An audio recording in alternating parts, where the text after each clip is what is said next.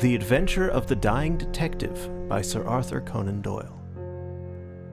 Mrs. Hudson, the landlady of Sherlock Holmes, was a long-suffering woman. Not only was her first-floor flat invaded at all hours by throngs of singular and often undesirable characters, but her remarkable lodger showed an eccentricity and irregularity in his life which must have sorely tried her patience. His incredible untidiness, his addiction to music at strange hours, his occasional revolver practice within doors, his weird and often malodorous scientific experiments, and the atmosphere of violence and danger which hung around him made him the very worst tenant in London. On the other hand, his payments were princely. I have no doubt that the house might have been purchased at the price which Holmes paid for his rooms during the years that I was with him. The landlady stood in the deepest awe of him and never dared to interfere with him, however outrageous his proceedings might seem. She was fond of him too, for he had a remarkable gentleness and courtesy in his dealings with women. He disliked and distrusted the sex, but he was always a chivalrous opponent. Knowing how genuine was her regard for him, I listened earnestly to her story when she came to my rooms in the second year of my married life and told me of the sad condition to which my poor friend was reduced. "He's dying, Dr. Watson," said she. "For 3 days he has been sinking, and I doubt if he will last the day. He would not let me get a doctor. This morning, when I saw his bones sticking out of his face and his great bright eyes looking at me, I could stand no more of it. 'With your leave or without it, Mr. Holmes, I am going for a doctor this very hour,' said I. 'Let it be Watson, then,' said he. 'I wouldn't waste an hour in coming to him, sir, or you may not see him alive.' I was horrified, for I had heard nothing of his illness. I need not say that I rushed for my coat and my hat. As we drove back, I asked for the details. 'There is little I can tell you, sir. He has been working at a case down in Rotherhithe, in an alley near the river, and he has brought this illness back with him. He took to his bed on Wednesday afternoon and has never moved since. For these 3 days neither food nor drink has passed his lips.' 'Good God, why did you not call in a doctor?' 'He wouldn't have it, sir. You know how masterful he is. I didn't dare to disobey him. But he's not long for this world, as you'll see for yourself the moment that you set eyes on him.' He was indeed a deplorable spectacle. In the dim light of a foggy November day, the sick room was a gloomy spot, but it was that gaunt, wasted face staring at me from the bed which sent a chill to my heart. His eyes had the brightness of fever, there was a hectic flush upon either cheek, and dark crusts clung to his lips. The thin hands upon the coverlet twitched incessantly, his voice was croaking and spasmodic. He lay listlessly as I entered the room, but the sight of me brought a gleam of recognition to his eyes. 'Well, Watson, we seem to have fallen upon evil days,' said he in a feeble voice, but with something of his old carelessness of manner. 'My dear fellow,' I cried, approaching him. 'Stand back! Stand right back!' said he with the sharp imperiousness which I had associated only with moments of crisis. 'If you approach me, Watson, I shall order you out of the house.' 'But why?' 'Because it is my desire. Is that not enough?' Yes, Mrs. Hudson was right. He was more masterful than ever. It was pitiful, however, to see his exhaustion. 'I only wished to help,' I explained. 'Exactly. You will help best by doing what you are told.' 'Certainly, Holmes.' He relaxed the austerity of his manner. 'You are not angry?' he asked, gasping for breath. Poor devil, how could I be angry when I saw him lying in such a plight before me? 'It's for your own sake, Watson,' he croaked. 'For my sake?' 'I know what is the matter with me. It is a coolie disease from Sumatra, a thing that the Dutch know more about than we, though they have made little of it up to date. One thing only is certain, it is infallibly deadly, and it is horribly contagious.' He spoke now with a feverish energy, the long hands twitching and jerking as he motioned me away. 'Contagious by touch, Watson. That's it, by touch. Keep your distance and all is well.' 'Good heavens, Holmes! Do you suppose that such a consideration weighs with me of an instant? It would not affect me in the case of a stranger. Do you imagine it could prevent me from doing my duty to so old a friend?' Again I advanced, but he repulsed me with a look of furious anger. "If you will stand there, I will talk. If you do not, you must leave the room." I have so deep a respect for the extraordinary qualities of Holmes that I have always deferred to his wishes even when I least understood them. But now all my professional instincts were aroused. Let him be my master elsewhere. I at least was his in a sick room. "Holmes," said I, "you are not yourself. A sick man is but a child, and so I will treat you. Whether you like it or not, I will examine your symptoms and treat you for them." He looked at me with venomous eyes. "If I am to have a doctor, whether I will or not, let me at least have someone in whom I have confidence," said he. "Then you have none in me?" "In your friendship, certainly. But facts are facts, Watson, and after all, you are only a general practitioner with very limited experience and mediocre qualifications. It is painful to have to say these things, but you leave me no choice." I was bitterly hurt. "Such a remark is unworthy of you, Holmes. It shows me very clearly the state of your own nerves. But if you have no confidence in me, I would not intrude my services. Let me bring Sir Jasper Meek, or Penrose Fisher, or any of the best men in London. But someone you must have, and that is final. If you think that I am going to stand here and see you die without either helping you myself or bringing anyone else to help you, then you have mistaken your man." "You mean well, Watson," said the sick man with something between a sob and a groan. "Shall I demonstrate your own ignorance? What do you know, pray, of Tapanuli fever? What do you know of the Black Formosa corruption?" "I have never heard of either." "There are many problems of disease, many strange pathological possibilities in the East, Watson." He paused after each sentence to collect his failing strength. "I have learned so much during some recent researches which have a medico-criminal aspect. It was in the course of them that I contracted this complaint. You can do nothing." "Possibly not. But I happen to know that Dr. Ainstree, the greatest living authority upon tropical disease, is now in London.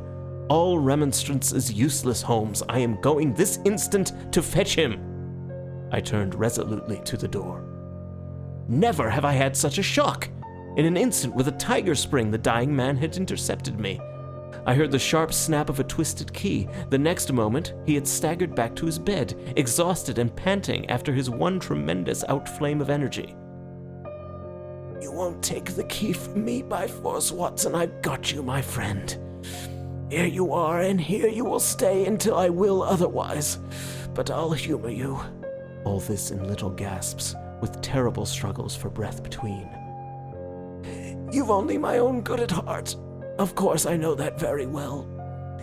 You shall have your way, but give me time to get my strength. Not now, Watson, not now. It's 4 o'clock. At 6, you can go." "This is insanity, Holmes." "Only 2 hours, Watson. I promise you will go at 6. Are you content to wait?" "I seem to have no choice." "None in the world, Watson. Thank you. I need no help in arranging the clothes. You will please keep your distance. Now, Watson, there is one other condition that I would make. You will seek help not from the man you mentioned, but from the one that I choose." "By all means." "The first 3 sensible words that you have uttered since you entered this room, Watson. You will find some books over there. I am somewhat exhausted. Wonder how a battery feels when it pours electricity into a non-conductor. At 6, Watson, we resume our conversation." But it was destined to be resumed long before that hour, and in circumstances which gave me a shock hardly second to that caused by his spring to the door. I had stood for some minutes looking at the silent figure in the bed. His face was almost covered by the clothes, and he appeared to be asleep. Then, unable to settle down to reading, I walked slowly round the room, examining the pictures of celebrated criminals with which every wall was adorned. Finally, in my aimless perambulation, I came to the mantelpiece. A litter of pipes, tobacco pouches, syringes, penknives, revolver cartridges, and other debris was scattered over it. In the midst of these was a small black and white ivory box with a sliding lid. It was a neat little thing, and I had reached out my hand to examine it more closely when... It was a dreadful cry that he gave, a yell which might have been heard down the street. My skin went cold and my hair bristled at that horrible scream. As I turned, I caught a glimpse of a convulsed face and frantic eyes. I stood paralyzed with the little box in my hand. "Put it down this instant, Watson, this instant, I say!" His head sank back upon the pillow and he gave a deep sigh of relief as I replaced the box upon the mantelpiece. "I hate to have my things touched, Watson. You know that I hate it. You fidget me beyond endurance. You, a doctor, you are enough to drive a patient into an asylum. Sit down, man, and let me have my rest."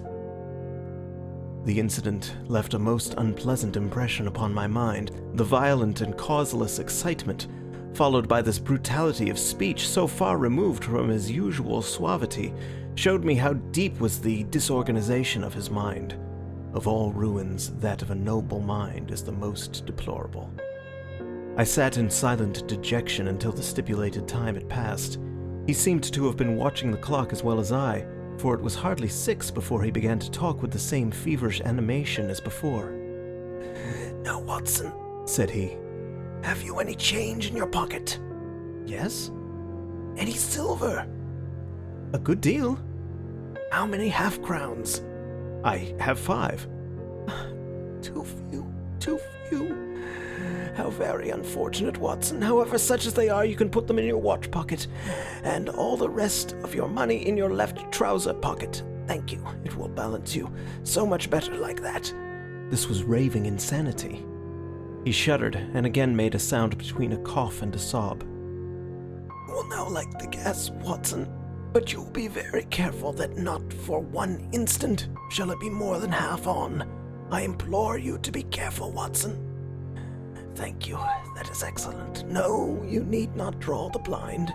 Now you will have the kindness to place some letters and papers upon this table within my reach. Thank you. Now, some of that litter from the mantelpiece. Excellent, Watson. There is a sugar tongs there. Kindly raise that small ivory box with its assistance. Place it here among the papers. Good. You can now go and fetch Mr. Culverton Smith of 13 Lower Burke Street." To tell the truth, my desire to fetch a doctor had somewhat weakened, for poor Holmes was so obviously delirious that it seemed dangerous to leave him. However, he was as eager now to consult the person named as he had been obstinate in refusing. "I have never heard the name," said I. "Possibly not, my good Watson. It may surprise you to know that the man upon earth who is best versed in this disease is not a medical man, but a planter. Mr. Culverton Smith is a well-known resident of Sumatra, now visiting London. An outbreak of the disease upon his plantation, which was distant from medical aid, caused him to study it himself with some rather far-reaching consequences. He is a very methodical person, and I did not desire you to start before 6, because I was well aware that you would not find him in his study. If you could persuade him to come here and give us the benefit of his unique experience of this disease, the investigation of which has been his dearest hobby, I cannot doubt that he could help me." I gave Holmes's remarks as a consecutive whole, and will not attempt to indicate how they were interrupted by gaspings for breath, and those clutchings of his hands which indicated the pain from which he was suffering. His appearance had changed for the worse during the few hours that I had been with him. Those hectic spots were more pronounced, the eyes shone more brightly out of darker hollows, and a cold sweat glimmered upon his brow. He still retained, however, the jaunty gallantry of his speech. To the last gasp he would always be the master. "You will tell him exactly how you have left me," said he. "You will convey the very impression which is in your own mind, a dying man, a dying and delirious man. Indeed, I cannot think why the whole bed of the ocean is not one solid mass of oysters, so prolific the creatures seem. I am wondering. Strange how the brain controls the brain. What was I saying, Watson?" "My directions from Mr. Culverton Smith." Yes, I remember. My life depends on it. Plead with him, Watson. There was no good feeling between us. His nephew, Watson. I had suspicions of foul play, and I allowed him to see it. The boy died horribly. He has a grudge against me. You will soften him, Watson. Beg him, pray him, Get him here, by any means. He can save me. Only he. I will bring him in a cab if I have to carry him down to it. You will do nothing of the sort. You will persuade him to come, and then you will return in front of him. Make any excuse so as not to come with him. Don't forget, Watson. You won't fail me. You never did fail me. No doubt there are natural enemies which limit the increase of the creatures. You and I, Watson, we have done our part. Shall the world then be overrun by oysters? No, no, horrible. You'll convey all that is in your mind. I left him full of the image of this magnificent intellect, babbling like a foolish child. He had handed me the key, and with a happy thought I took it with me lest he should lock himself in. Mrs. Hudson was waiting, trembling and weeping in the passage. Behind me as I passed from the flat, I heard Holmes's high, thin voice in some delirious chant. Below, as I stood whistling for a cab, a man came on me through the fog. "How is Mr. Holmes, sir?" he asked. It was an old acquaintance, Inspector Morton of Scotland Yard, dressed in unofficial tweeds. "He is very ill," I answered. He looked at me in a most singular fashion. Had it not been too fiendish, I could have imagined that the gleam of the fanlight showed exultation in his face. "I heard some rumor of it," said he. The cab had driven up and I left him. Lower Burke Street proved to be a line of fine houses lying in the vague borderland between Notting Hill and Kensington. The particular one at which my cabman pulled up had an air of smug and demure respectability in its old-fashioned iron railings, its massive folding door, and its shining brasswork. All was in keeping with the solemn butler who appeared framed in the pink radiance of a tinted electrical light behind him. "Yes, Mr. Culverton Smith is in. Dr. Watson. Very good, sir. I will take up your card." My humble name and title did not appear to impress Mr. Culverton Smith. Through the half-open door I heard a high, petulant, penetrating voice. "Who is this person? What does he want? Dear me, Staples, how often have I said that I am not to be disturbed in my hours of study?" There came a gentle flow of soothing explanation from the butler. "Well, I won't see him, Staples. I can't have my work interrupted like this. I am not at home. Say so. Tell him to come in the morning if he really must see me." Again the gentle murmur. Well, give him that message. He can come in the morning or he can stay away. My work must not be hindered." I thought of Holmes tossing upon his bed of sickness and counting the minutes perhaps until I could bring help to him. It was not a time to stand upon ceremony. His life depended upon my promptness. Before the apologetic butler had delivered his message, I had pushed past him and was in the room. With a shrill cry of anger, a man rose from a reclining chair beside the fire. I saw a great yellow face, coarse-grained and greasy, with heavy double chin and two sullen, menacing grey eyes which glared at me from under tufted and sandy brows. A high bald head had a small velvet smoking cap poised coquettishly upon one side of its pink curve. The skull was of enormous capacity, and yet as I looked down, I saw to my amazement that the figure of the man was small and frail, twisted in the shoulders and back like one who has suffered from rickets in his childhood. "What's this?" he cried in a high, screaming voice. "What is the meaning of this intrusion? Didn't I send you word that I would see you tomorrow morning?" "I am sorry," said I, "but the matter cannot be delayed. Mr. Sherlock Holmes—" The mention of my friend's name had an extraordinary effect upon the little man. The look of anger passed in an instant from his face. His features became tense and alert.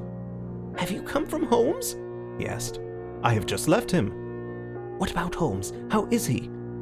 "He is desperately ill. That is why I have come." The man motioned me to a chair and turned to resume his own. As he did, I caught a glimpse of his face in the mirror over the mantelpiece. I could have sworn that it was set in a malicious and abominable smile, yet I persuaded myself that it must have been some nervous contraction which I had surprised, for he turned to me an instant later with genuine concern upon his features. "I am sorry to hear this," said he. "I only know Mr. Holmes through some business dealings which we have had, but I have every respect for his talents and his character. He is an amateur of crime, as I am of disease. For him the villain, for me the microbe. These are my prisons," he continued, pointing to a row of bottles and jars which stood upon a side table. Among these gelatin cultivations, some of the very worst offenders in the world are now doing time. It was on account of your special knowledge that Mr. Holmes desired to see you. He has a high opinion of you and thought that you were the one man in London who could help him." The little man started and the jaunty smoking cap slid to the floor. "Why?" he asked. "Why should Mr. Holmes think that I could help him in his trouble?" "Because of your knowledge of Eastern diseases." "But why should he think that this disease which he has contracted is Eastern?" "Because in some professional inquiry he has been working among Chinese sailors down in the docks." Mr. Culverton Smith smiled pleasantly and picked up his smoking cap. "Oh, so that's it, is it?" said he. "I trust the matter is not so grave as you suppose. How long has he been ill?" "About 3 days." "Is he delirious?" "Occasionally." "Tut, tut. This sounds serious. It would be inhuman not to answer his call. I very much resent any interruption to my work, Dr. Watson, but this case is certainly exceptional. I will come with you at once." I remembered Holmes's injunction. "I have another appointment," said I. "Very good. I will go alone. I have a note of Mr. Holmes's address. You can rely upon my being there within half an hour at most." It was with a sinking heart that I re-entered Holmes's bedroom. For all I knew, the worst might have happened in my absence. To my enormous relief, he had improved greatly in the interval. His appearance was as ghastly as ever, but all trace of delirium had left him, and he spoke in a feeble voice, it is true, but with even more than his usual crispness and lucidity. "Well, did you see him, Watson?" "Yes, he is coming." "Admirable, Watson, admirable. You are the best of messengers." "He wished to return with me." "That would never do, Watson. That would be obviously impossible. Did he ask what ailed me?" "I told him about the Chinese in the East End." "Exactly. Well, Watson, you have done all that a good friend could. You can now disappear from the scene." "I must wait and hear his opinion, Holmes." "Of course you must. But I have reason to suppose that this opinion would be very much more frank and valuable if he imagines that we are alone. There is just room behind the head of my bed, Watson." "My dear Holmes!" "I fear there is no alternative, Watson. The room does not lend itself to concealment, which is as well as it is the less likely to arouse suspicion. But just there, Watson, I fancy that it could be done." Suddenly, he sat up with a rigid intentness upon his haggard face. "Those are the wheels, Watson. Quick, man, if you love me, and don't budge whatever happens. Whatever happens, do you hear? Don't speak, don't move, just listen with all your ears." Then in an instant his sudden access of strength departed, and his masterful, purposeful talk droned away into the low, vague murmurings of a semi-delirious man. From the hiding place into which I had been so swiftly hustled, I heard the footfalls upon the stair, with the opening and the closing of the bedroom door. Then, to my surprise, there came a long silence, broken only by the heavy breathings and gaspings of the sick man. I could imagine that our visitor was standing by the bedside and looking down at the sufferer.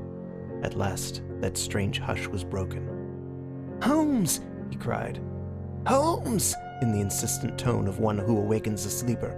"Can't you hear me, Holmes?" There was a rustling as if he had shaken the sick man roughly by the shoulder. "Is that you, Mr. Smith?" Holmes whispered. "I hardly dared hoped that you would come." The other laughed. "I should imagine not," he said. "And yet, you see, I am here. Coals of fire, Holmes, coals of fire." "It is very good of you, very noble of you. I appreciate your special knowledge." Our visitor sniggered. "You do. You are fortunately the only man in London who does. Do you know what is the matter with you?" "The same," said Holmes. "Ah, you recognize the symptoms." "Only too well." "Well, I shouldn't be surprised, Holmes. I shouldn't be surprised if it were the same. A bad lookout for you if it is. Poor Victor was a dead man on the 4th day. A strong, hearty young fellow. It was certainly, as you said, very surprising that he should have contracted an out-of-the-way Asiatic disease in the heart of London. A disease, too, of which I had made such a very special study. Singular coincidence, Holmes. Very smart of you to notice it, but rather uncharitable to suggest that it was cause and effect. I know that you did it. Oh, you did you? Well, you couldn't prove it anyhow. But what do you think of yourself, spreading reports about me like that, and then crawling to me for help the moment that you were in trouble? What sort of a game is that, eh? I heard the rasping, labored breathing of the sick man. Give me the water, he gasped. You're precious near your end, my friend, but I don't want to go till I have had a word with you. That's why I give you water. There, don't slop it about. That's right. Can you understand what I say? Holmes groaned. Do what you can for me. Let bygones be bygones, he whispered. I'll put the words out of my head. I swear I will. Only cure me and I'll forget it. Forget what? Well, about Victor Savage's death. You as good as admitted just now that you had done it. I'll forget it. You can forget it or remember it just as you like. I don't see you in the witness box. Quite another shaped box, my good Holmes, I assure you. It matters nothing to me that you should know how my nephew died. It's not him we are talking about, it's you. Yes. This fellow who came for me, I've forgotten his name, said that you contracted it down in the East End among the sailors. I could only account for it so.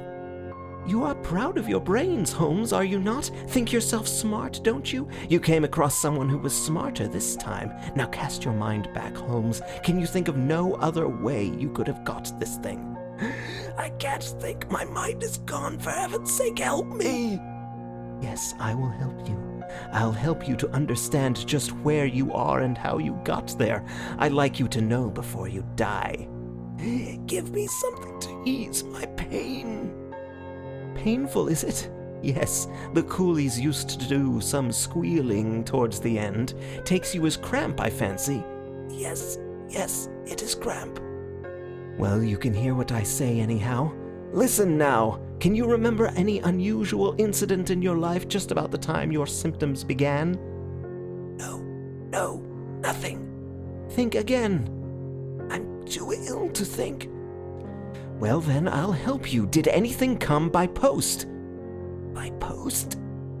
A box, by chance? I'm fainting. I'm gone. Listen, Holmes! There was a sound as if he was shaking the dying man, and it was all that I could do to hold myself quiet in my hiding place. You must hear me. You shall hear me. Do you remember a box, an ivory box? It came on Wednesday. You opened it. Do you remember? Yes. I opened it. There was a sharp spring inside it. Some joke. It was no joke, as you will find to your cost. You fool, you would have it, and you have got it. Who asked you to cross my path? If you had left me alone, I would not have hurt you. I remember, Holmes gasped. The spring, it drew blood. This box, this on the table. The very one, by George. And it may as well leave the room in my pocket. There goes your last shred of evidence. But you have the truth now, Holmes, and you can die with the knowledge that I killed you. You knew too much the fate of Victor Savage, so I have sent you to share it. You are very near your end, Holmes. I will sit here and I will watch you die. Holmes's voice had sunk to an almost inaudible whisper. What is that? Said Smith. Turn up the gas? The shadows begin to fall, do they? Yes, I will turn it up, that I may see you the better. He crossed the room and the light suddenly brightened. Is there any other little service that I can do you, my friend? A match and a cigarette. I nearly called out in my joy and my amazement. He was speaking in his natural voice, a little weak perhaps, but the very voice I knew. There was a long pause, and I felt that Culverton Smith was standing in silent amazement, looking down at his companion. What's the meaning of this? I heard him say at last, in a dry, rasping tone. The best way of successfully acting a part is to be it, said Holmes. I give you my word that for 3 days I have tasted neither food nor drink, until you were good enough to pour me out that glass of water, but it is the tobacco which I find most irksome. Ah, here are some cigarettes." I heard the striking of a match. "That is very much better. Hello, hello! Do I hear the step of a friend?"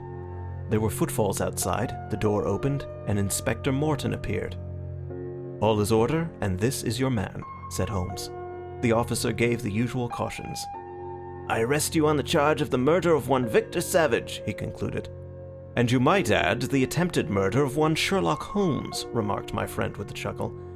"To save an invalid trouble, Inspector, Mr. Culverton Smith was good enough to give our signal by turning up the gas. By the way, the prisoner has a small box in the right-hand pocket of his coat, which it would be as well to remove. Thank you, I would handle it gingerly if I were you. Put it down here, it may play its part in the trial." There was a sudden rush and a scuffle, followed by the clash of iron and a cry of pain. "You'll only get yourself hurt," said the inspector. "Stand still, will you?" There was the click of the closing handcuffs. "A nice trap," cried the high, snarling voice. "It will bring you into the dock, Holmes, not me. He asked me to come here to cure him. I was sorry for him, and I came. Now he will pretend, no doubt, that I have said anything which he may invent which will corroborate his insane suspicions. You can lie as you like, Holmes. My word is always as good as yours." "Good heavens!" cried Holmes. I had totally forgotten him. "My dear Watson, I owe you 1,000 apologies. To think that I should have overlooked you. I need not introduce you to Mr. Culverton Smith, since I understand that you met somewhat earlier in the evening. Have you the cab below? I will follow you when I am dressed, for I may be of some use at the station." "I never needed it more," said Holmes as he refreshed himself with a glass of claret and some biscuits in the intervals of his toilet. "However, as you know, my habits are irregular, and such a feat means less to me than to most men. It was very essential that I should impress Mrs. Hudson with the reality of my condition, since she was to convey it to you, and you in turn to him. You won't be offended, Watson. You will realize that among your many talents dissimulation finds no place, and that if you had shared my secret, you would never have been able to impress Smith with the urgent necessity of his presence, which was the vital point of the whole scheme. Knowing his vindictive nature, I was perfectly certain that he would come to look upon his handiwork." "But your appearance, Holmes, your ghastly face." 3 days of absolute fast does not improve one's beauty, Watson. For the rest, there is nothing which a sponge may not cure. With Vaseline upon one's forehead, belladonna in one's eyes, rouge over the cheekbones, and crusts of beeswax round one's lips, a very satisfying effect can be produced. Malingering is a subject upon which I have sometimes thought of writing a monograph. A little occasional talk about half-crowns, oysters, or any other extraneous subject produces a pleasing effect of delirium. "But why would you not let me near you, since there was in truth no infection?" "Can you ask, my dear Watson? Do you imagine that I have no respect for your medical talents? Could I fancy that your astute judgment would pass a dying man who, however weak, had no rise of pulse or temperature? At 4 yards I could deceive you. If I failed to do so, who would bring my Smith within my grasp? No, Watson, I would not touch that box. You can just see if you look at it sideways where the sharp spring like a viper's tooth emerges as you open it. I dare say it was by some such device that poor Savage, who stood between this monster and a reversion, was done to death. My correspondence, however, is, as you know, a varied one, and I am somewhat upon my guard against any packages which reach me. It was clear to me, however, that by pretending that he had really succeeded in his design, I might surprise a confession. That pretense I have carried out with the thoroughness of the true artist. Thank you, Watson. You must help me on with my coat. When we have finished at the police station, I think that something nutritious at Simpson's would not be out of place. End of The Adventure of the Dying Detective by Sir Arthur Conan Doyle.